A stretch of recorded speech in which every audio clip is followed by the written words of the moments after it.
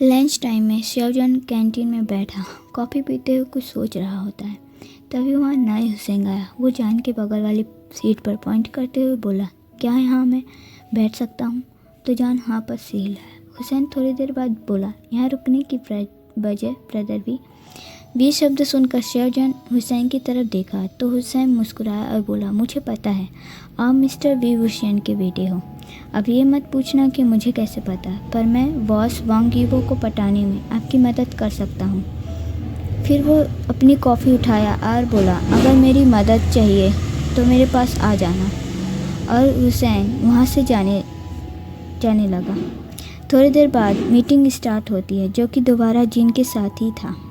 Jeans वापस जाने लगे तो मियाँ जान के पास आती है और बोले, शाहजहान आई एम सॉरी, पर क्या हम दोस्त नहीं बन सकते? पहले तो जान सिर्फ मियाँ को देखा, फिर मुस्कुराकर हाँ में सिर हिलाया। ऐसे ही मियाँ शाहजहान आपस में बातें करते हैं और हंस रहे थे। ये सब दूर से वांग यीबो भी देख रहा था, पर उसे ये सब अच्छा नहीं लग रहा था। लेकिन क्यों? इधर जान सोचता है, अगर उसकी अटेंशन चाहिए तो ये करना ही पड़ेगा। जान हुसैन के पास जाता है और उसके डेस्क पर हाथ रखते हुए बोला, तुमसे बात करनी है। तो हुसैन कहा, क्या अभी? तो जान कहा, हाँ अभी। तो वो साय करता है और जान के साथ चला जाता है। वो रूफ टॉप पर जाते हैं। हुसैन उसकी तरफ देखते हुए बोला, बोलो तुम्हें क्या कहना चाहते हो? मैं अपना बहुत इम्पोर्टेंट काम छोड़ के आया हूँ। तो जान कहता है, मुझे तुम्हारा हेल्प चाहिए। तो हुसैन कहा, वाह इतना जल्दी तुम मान गए। ओके, मैं हेल्प करने के तैयार हूँ, पर बदले में मुझे भी कुछ चाहिए। तो जान पूछता है, क्या? वो बोला, मुझे मियाँ पसंद है। तो जान हंसता है। अगले सीन ईबो तो अपने कैबिन पर बैठा जान का इंतज़ार कर रहा था। तभी वहाँ जियांगशा एंटर करता है। तो ईबो उससे पूछता है, तुमने जान को देखा है क्या? पता नहीं कहाँ चला गया। तो जियांगशा बोला, जान हाँ, उसे मैंने हुसैन के साथ बात करते हुए देखा था। शायद उसके साथ वो कैंटीन चला गया होगा। फिर वो कुछ भी नहीं कहता और वो दोनों काम पर लग जाते हैं। दूसरी साइड एक व्यक्ति चेयर को बड़े से खिड़की की तरफ किए बाहर का नज़ारा देख रहा था। तभी वहाँ एक लेडी आती है। तो वो व्यक्ति चेयर के साथ उसकी तरफ मुड़ा और उसे देखते हुए बोला, मैंने वांग कॉप में मीटिंग फिक्स किया है और प्लीज़ इस बार कोई गड़बड़ी मत करना, बड़ी मुश्किल से ये चांस मिला है। तो वो लेडी बोली, हाँ इस बार कोई गलती नहीं होगी मिस्टर वैन। तो वैन चाओ कहता है, और अपनी उस बेटी को अच्छे से संभालना, फिर से कोई गड़बड़ी ना करे। तो वो लेडी बोली, क्या सिर्फ मेरी बेटी? तो वैन चाओ इरिटेट होते हुए बोला, तो क्या मेरा? देख, मैंने तुझे अपनी वाइफ बनाया सिर्फ दुनिया को दिखाने के लिए, और तुम्हारी उस बच्चे के लिए तुमने भीख मांगा था और इसलिए मैंने उसे पाला है और तुम दोनों को सब कुछ दिया। तो इसका मतलब ये मत समझना कि मैंने किसी और के बच्चे को अपना कहा है। तो वो लेडी चुपचाप वहीं खड़ी रहती है। तो वैन चाओ फिर से इरिटेट होकर बोला, अब जाओ, कब तक यहीं खड़ी रहेगी?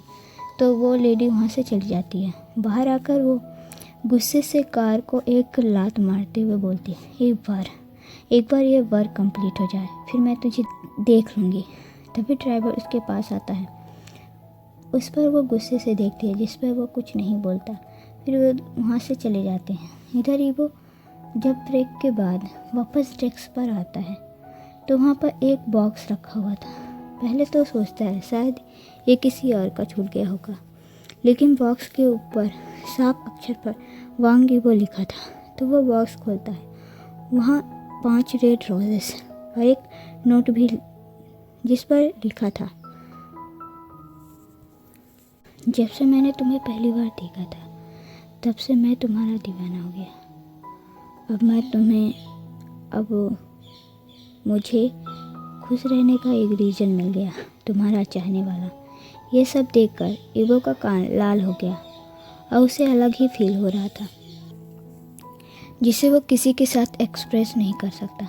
जान अपने चिन पर हाथ रख के वो हुसैन के डेस्क पर बैठा था। वो अभी फाइलें लेकर ईबो के कैबिन की तरफ ही जा रहा था, पर रुक गया। जान को ऐसी हालत में देखकर हुसैन पूछता है, अब क्या हुआ जान? जान ने उसे भी बोलने से मना किया है ताकि किसी को पता न चले। वो बोला, यार तेरे कहने पर मैंने कर तो दिया, लेकिन अब मुझे डर लग रहा है। अगर उसने मुझे कंपनी से बाहर निकाल दिया तब तो मैं उसे देख भी नहीं पाऊँगा।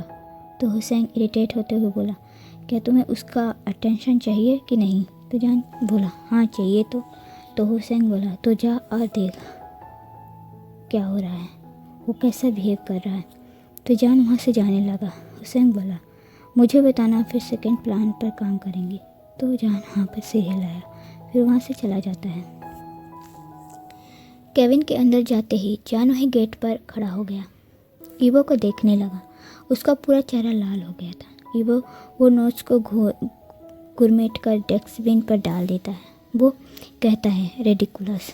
फिर वो फाइलों को देखने लगा। ये सब देखकर अब जान को डर लगने लगा। लेकिन ईवो बार बार डस्टबिन की तरफ ही देखता है। कुछ देर बाद वो उठकर उस डस्टबिन से पास जाकर उस नोट को निकाल लेता है। फिर उसे सीधा करने की कोशिश करता है, पर उसमें सिलवटें पड़ गई थी। ये सब देखकर जान को बहुत ज़्यादा खुशी होती है।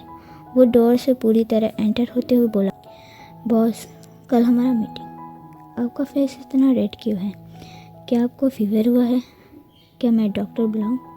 जान को देखकर ईवो उस रोज़ और नोट्स को डेस्क के नीचे गिरा देता है और नर्वस होते हुए बोला, नहीं जान। जान जल्दी से उसके पास आते हुए बोला, मुझे चेक करने दीजिए। जान उसके फोरहेड पर हाथ रखता है जो कि गर्म थी और जान के इतने पास देखकर और ज़्यादा हो रही थी। जान सिर्फ उसके लिप्स को ही देखे जा रहा था। वो प्लम्प लिप्स को देखकर उसे टेस्ट करने के लिए धीरे धीरे नीचे झुकता है और अचानक से ही वो उसे धक्का दे देता है और नर्वस ही कहता है, मैं ठीक हूँ जान, मुझे लगता है मुझे रेस्ट की ज़रूरत है। जान गुल्फ करता है, खुद को शांत करते हुए कहता है, हो ओके, तो आप जाइए रेस्ट कीजिए। तो ईवो जल्दी से कहता है, नहीं जान तुम जाओ, मैं आता हूँ। तो जान कहता है, पर बॉस आप तो मुझसे पहले घर जाते हैं। तो ईवो फिर से जल्दी से बोला, हाँ आज मुझे कुछ काम है तो थोड़ी देर बाद जाऊँगा, तब तक तुम जाओ। किसी भी तरह ईवो जान को वहाँ से भेज देता है और उसके जाने के बाद वो सारे ग्लोजेस और नोट्स को अपने बैग में डाल देता है ताकि कोई देख ना पाए। फिर वो फाइलों को अरेंज करके वहाँ से चला जाता है। जान मुस्कुराते हुए केबिन से बाहर आता है, फिर भागते हुए नाई हुसैन के पास जाता है। तो हुसैन हंसते हुए वो कहा, ओके प्लान भी हम कल करेंगे, और वहाँ से चला जाता है। जान को बहुत ज़्यादा खुश था। उसे लगता था कि ईवो एक गोल्ड हार्टेड पर्सन है। शायद उसमें कोई फीलिंग ना हो जिससे जान को काफ़ी प्रॉब्लम का सामना करना पड़ेगा उसके दिल में जगह बनाने के लिए। स्टार्टिंग से ही जब से जियांग चैंग ज्वाइन किया है, वो हर सेक्रेटरी को किसी न किसी गलती कहकर बाहर कर देता है जो कि ईवो से फ्लर्ट करता था। ईवो तो पहले से ही काफ़ी इनोसेंट था, उसे ये सब के बारे में पता भी नहीं था। जो भी सेक्रेटरी आई वो उसे फ्लर्ट करी, उसे सेड्यूस कर रही थी। क्योंकि उसके सेड्यूस करने पर भी ईवो कुछ भी फील नहीं करता था, और वो सारी मेल फीमेल सेक्रेटरी ईवो के सेड्यूस और फ्लर्ट उसके पैसे और पावर के लिए करती थी। इधर वांजी रात में जान के लिए रोने लगता, क्योंकि बर्थ के बाद वांजी अपने ही बच्चे जान से 5 साल तक दूर रहा। तो ये उस समय का जब उसे याद आता है तो उसे डर सताने लगता है कि जैसे जान उससे दूर जा रहा है, और वो नींद में उठकर रोने स्टार्ट कर देता। वांजी की ऐसी हालत देखकर उशान उसे वापस बुलाने की सोचता है। वांजी को ऐसे वो नहीं देख सकता, और अगर जान काम ही करना चाहता है तो यहाँ से कर सकता है।